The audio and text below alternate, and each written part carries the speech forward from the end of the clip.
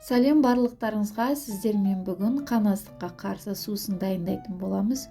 Отбасыңызда және балаларыңызда қан аздық болса, дәл осы сусын сіздерге көмектеседі. Қарапайым заттардан дәл осындай өте дәрумендерге бай сусын дайындайтын боламыз. Міндетті түрде видеоның соңына дейін асықпай қараңыздар.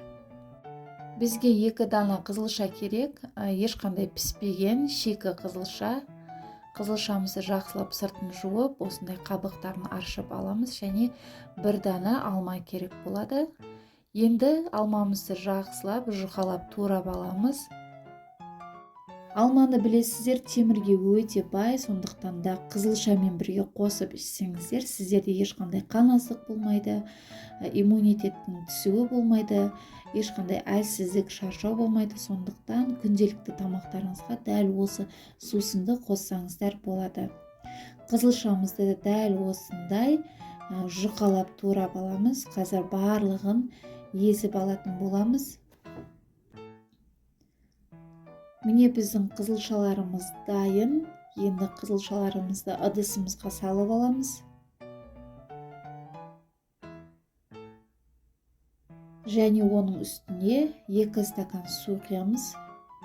Бізде 2 қызылша, 1 алмаға 2 стакан су құямыз, яғни 400 миллиграмдай су құятын боламыз.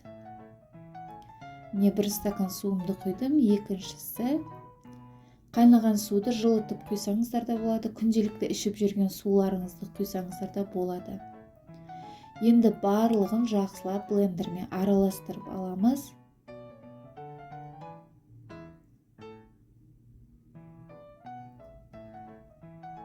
Алмамызды және қызылшамызды осылай жақсылап араластырып аламыз. Барлығы біркелкі араласуы керек.